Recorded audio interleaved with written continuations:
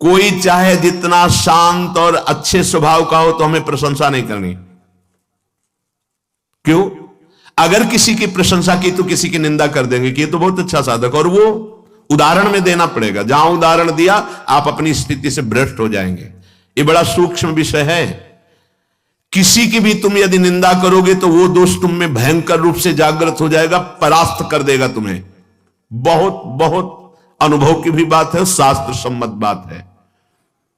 अगर आपको इस माया प्रपंच के दलदल से निकलना है तो वाणी को मूक बनाना पड़ेगा, कानों से बहरा बनना पड़ेगा, देखते हुए भी आंखों से अंधा बनना पड़ेगा। ये 3 बातें समझ लीजिए।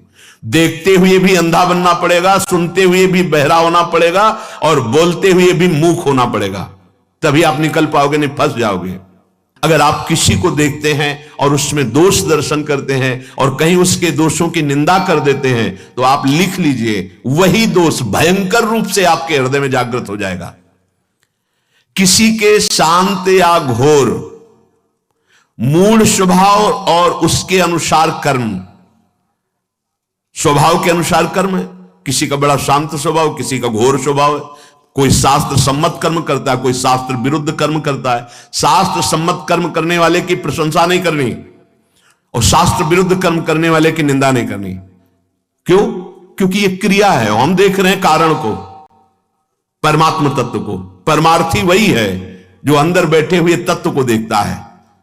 तभी महाप्रभु हरिवंश चंद्र जी ने कहा, ये क्रूरा अपिपापिनो न च सताम संभाष्य दृश्याश्च ये सर्वान वस्तुतया निरीक्ष परम स्वाराध्य बुद्धिर्मम। वो क्रूर है, पापी है, नीच है, संभाषण योग्य भी नहीं, ऐसे आचरण करता है। ये हुई क्रिया। लेकिन मेरे राधा वल्लभ लाल उसके हृदय में विराजमान पक्का स्वाराध्य बुद्धिर्मम। ये है कारण, परम तत्व कारण। उस कारण तत्व में स्थित होने के कारण वो ना किसी की निंदा करता है, ना किसी की प्रशंसा, सब में अपने प्रभु को देखकर एक रस रहता है। ये परमार्थ का परम सूत्र है। अगर ये नहीं होगा तो भ्रष्ट होना ही पड़ेगा। लिख लो, भ्रष्ट होना ही पड़ेगा। यदि किसी पर दोष दर्शन किया और वो दोष दर्शन आपके अंदर रहा तो निश्चित वो आपको पतित कर देगा, गिरा देगा। परमार्थ में आगे नहीं बढ़ सकते हैं, क्योंकि जहां तुम दोष दर्शन कर रहे हो वहीं प्रभु तुम्हारे बैठे हुए हैं। तो तुम दोष देखने वाले थे या प्रभु को देखने वाले थे? सच्चे उपासक का हृदय तत्काल निर्णय कर देता, गलती हो गई। जहां अरे भाई इतना समय हो गया, अब ये तो जीवन ही को व्यर्थ कर रहे हैं, परमार्थ का इनको तो ज्ञान है नहीं, तो हमको बहुत ज्यादा ज्ञान है।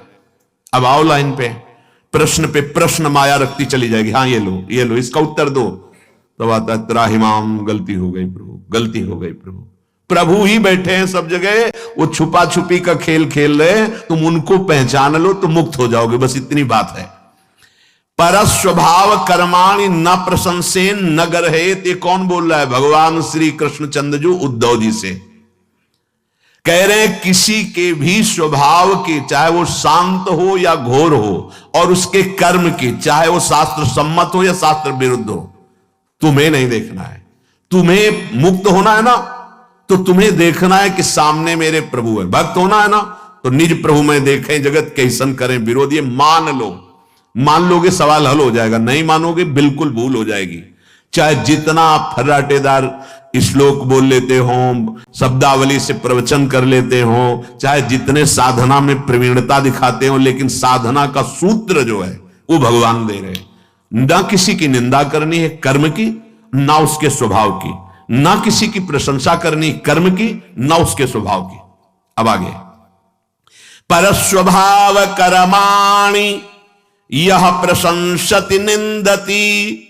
ध्यान दीजिए, भगवान बोल रहे हैं, स आशुभ्रश्यते स्वार्था दसत्यभिनिवेशतः।